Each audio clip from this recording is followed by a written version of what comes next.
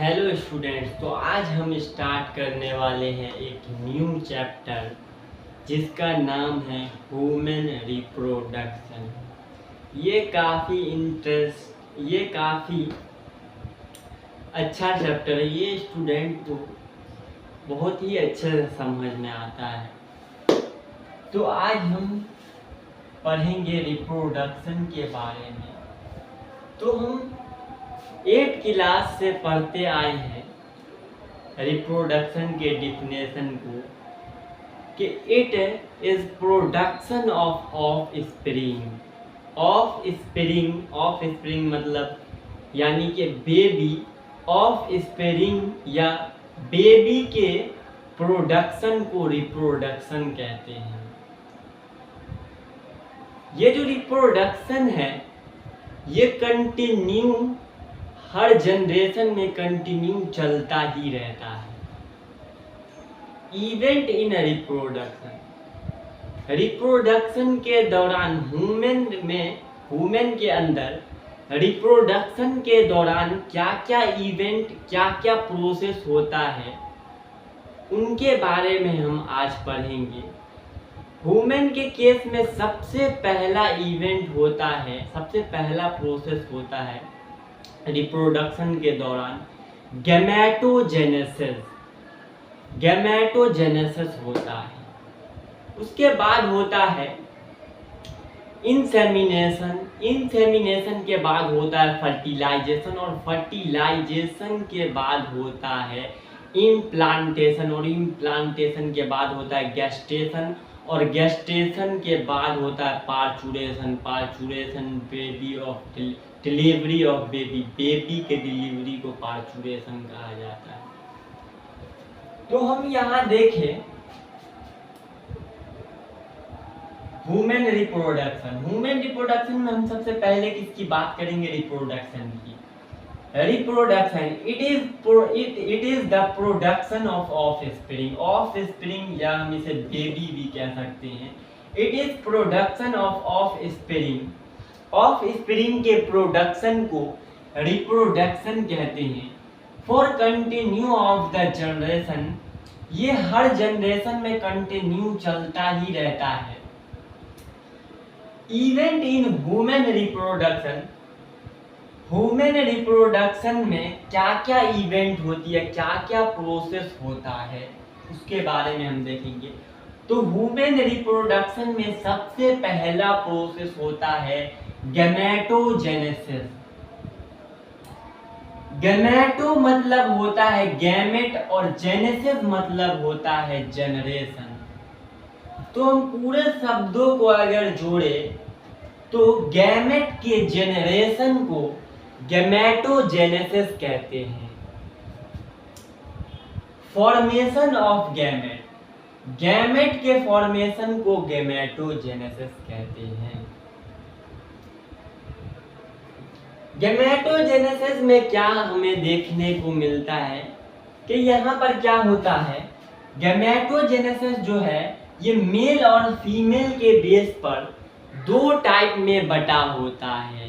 Mail के gametogenesis को हम स्पर्मेटोजेनेसिस कहते हैं और फीमेल के गैमेटोजेनेसिस को हम oogenesis कहते हैं।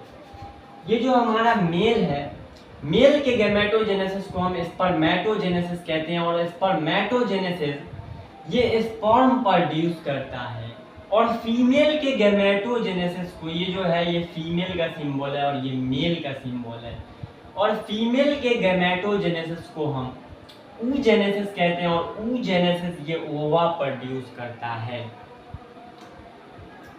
अब हम बात करते हैं दूसरे नंबर पर इंसेमिनेशन की। इंसेमिनेशन क्या होता है? Insemination transfer of sperm into the female reproductive tract. जो मेल होती है, जो मेल स्पर्मेटोजेनेसिस करके स्पर्म प्रोड्यूस करती है, उस स्पर्म को ट्रांसफर करती है ये मेल रिप्रोडक्टिव ट्रैक्ट पर। उस स्पर्म को जब हम फीमेल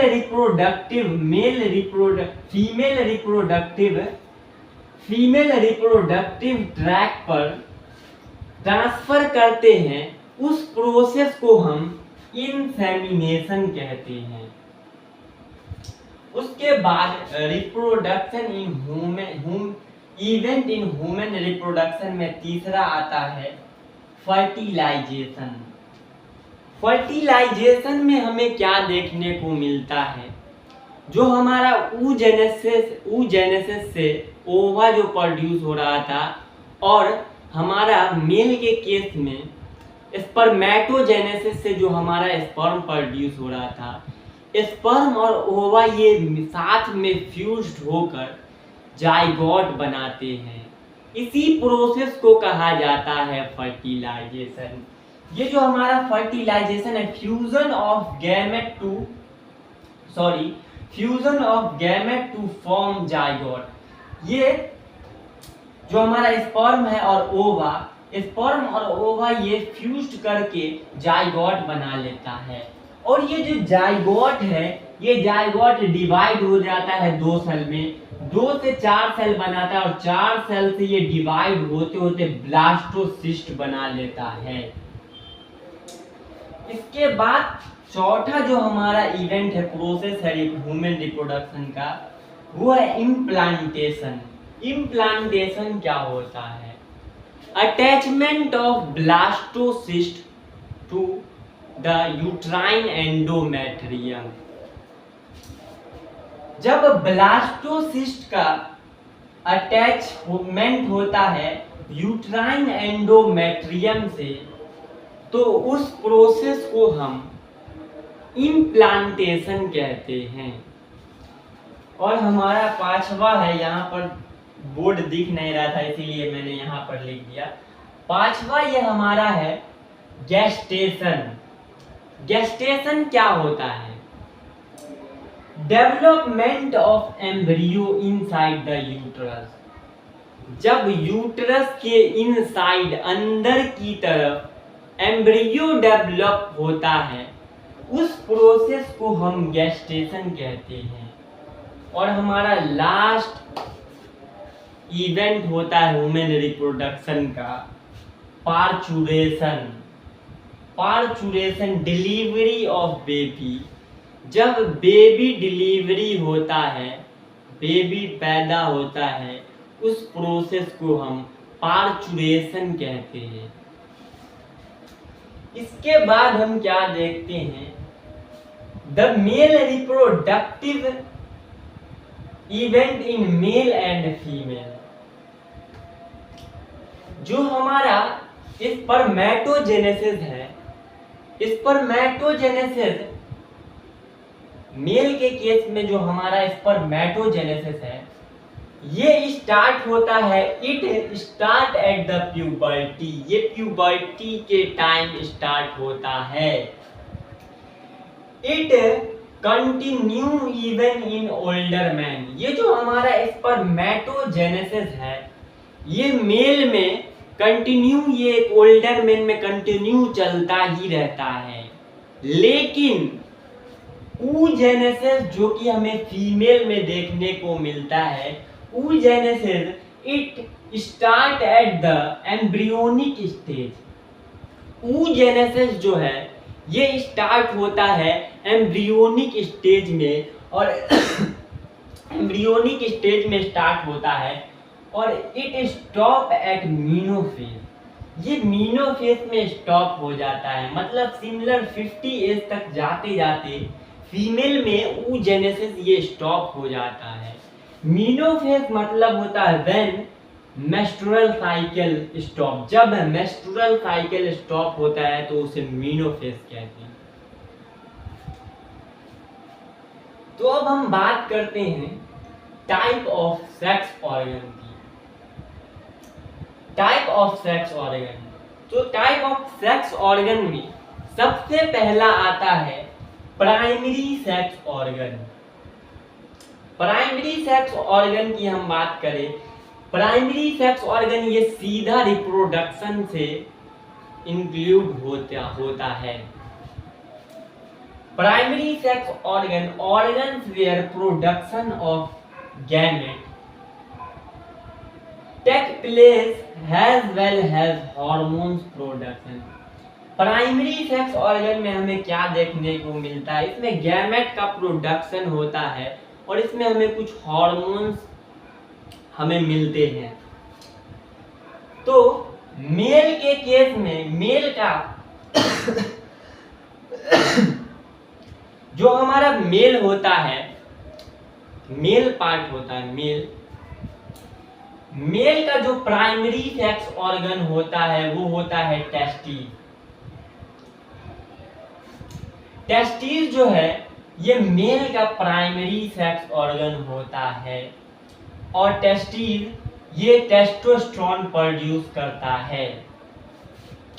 और फीमेल का प्राइमरी सेक्स ऑर्गन होता है ओवरी, और ओवरी ये ओवा एग और हार्मोन्स प्रोड्यूस करता है। लाइक किस तरह के हार्मोन्स, लाइक एस्ट्रोजन और प्रोजेस्टेरोन।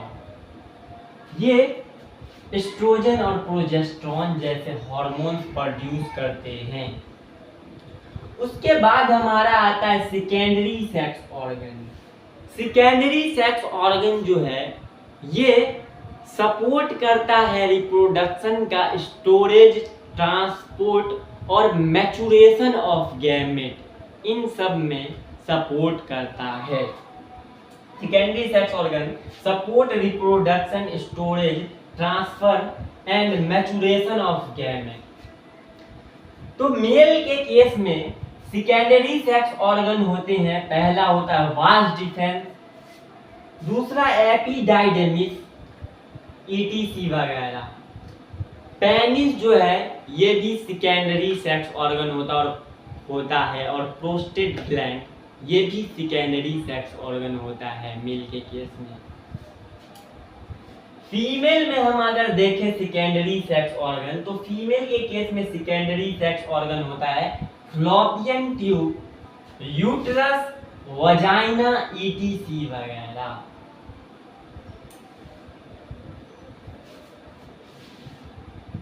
तो हमें फीमेल के केस में हमें क्या देखने को मिलता है कि फ्लोपियन ट्यूब, यूट्रस, वजाइना ये सब फीमेल के सेकेंडरी सेक्स ऑर्गन्स होते हैं। तो अगले लेक्चर में हम मेल रिप्रोडक्टिव सिस्टम के बारे में पढ़ेंगे, उसे डिटेल में पढ़ेंगे। तो आज के लिए इतना ही, मिलते हैं अगले लेक्चर में।